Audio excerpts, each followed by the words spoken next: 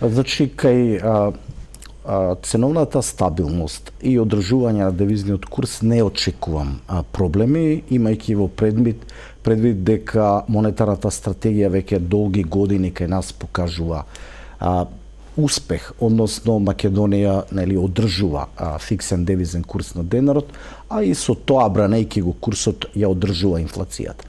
Меѓутоа, за жал не можам да бидам оптимиста дека нема да се случат пореметување во другите области. Односно, можно е да се соочиме со пораст на стапката на невработеност во земјата како резултат на затварање на одредени стопански капацитети, предизвикани од овие ценовни шокови, неликвидност и така натаму, а исто така не смееме да ја заборавиме зголемување на јазот и нееднаквоста во општеството.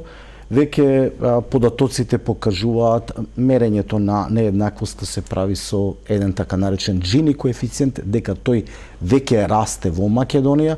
Тоа значи дека раслојувањето ќе продолжи и ќе имаме пораст на сиромаштијата во нашата земја.